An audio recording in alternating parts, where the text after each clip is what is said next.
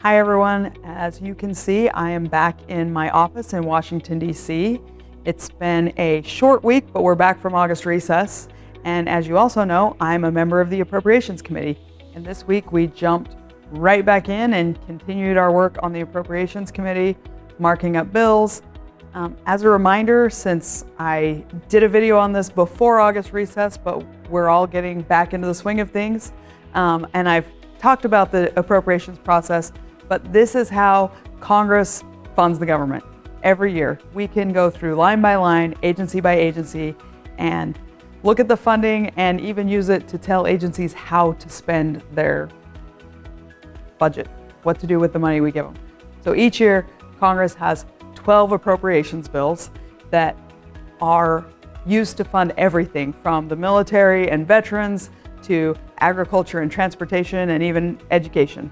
So the process starts with the president's budget request, and the budget committee is supposed to pass a top line budget. Then the House and Senate appropriations committees get to work on our 12 bills that are the 12 areas that we fund. Each one of those is handled by a subcommittee. Over the past few months, the subcommittees have been holding hearings with agency heads and department heads and hammering out the details of what needs to be funded, what's in the requests they sent. And after those hearings, the committees write their bills.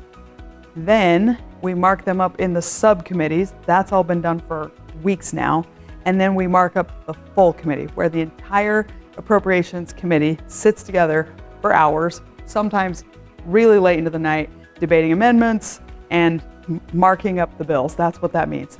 Whatever comes out of that committee, if it passes, that's what goes to the floor when we vote on the bill. So any member of the Appropriations Committee can propose amendments, maybe redirecting money from one program to another, or adding more oversight, or some of the policy riders that you've heard about that happen in the Appropriations Committee. A lot of those happen at the committee markup. And a lot of times we cut funding for programs that we think are wasteful. So this is where Congress does a lot of that power of the purse type work. But in the markup, we have to vote on each amendment one by one, and they do a roll call vote for almost all of them, where they ask everybody in the room yay or nay. So here's where we are in the process. This week we tackled the Financial Services and General Government Bill, FSGG. We spent, I think, about 10 hours as a committee marking it up to make sure that taxpayer dollars are being spent responsibly in the federal government. This bill strengthens cybersecurity, protects your data, ensures that small businesses can get the loans they need. The House also passed the Energy and Water Development Appropriations Bill on the floor. So I'm on the Energy and Water Subcommittee. We've talked about that before. We'd already marked that up before August recess. We passed that one on the floor. That bill strengthens America's energy independence and national security, modernizes our nuclear arsenal, supports new energy technology. It also improves our ports and waterways and ensures a secure and reliable electric grid. All of those investments help maintain U.S. competitiveness and protect our nation from emerging threats. It's important, and it's one that I get to be part of, and I really appreciate that opportunity. So the Appropriations Committee has officially marked up 10 of the 12 bills. We've passed 3 of the bills on the floor.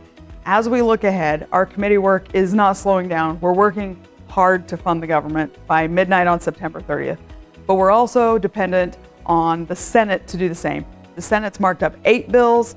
However, they haven't passed any yet on the floor.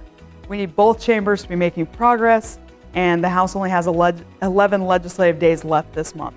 So you're probably hearing a lot of chatter about CRs. I think it's a little premature right now, but the only reason people think that we're probably going to go to a CR is because we have so many times in the recent past. But the House is on track to get all of our bills done by midnight on September 30th. The Senate also has to get all of their bills done, and then we have to get together and reconcile any differences between the two. Since there aren't very many legislative days left before the end of the fiscal year, there is all kinds of speculation going on about how we're going to handle that. But what I hope you're seeing is that we've been working on this steadily all year long. I still have hope we're going to get it done. I have hope the Senate's going to get it done, and it will actually fund the government the way we're supposed to. And that's it for this week's highlight. I will update you again next week.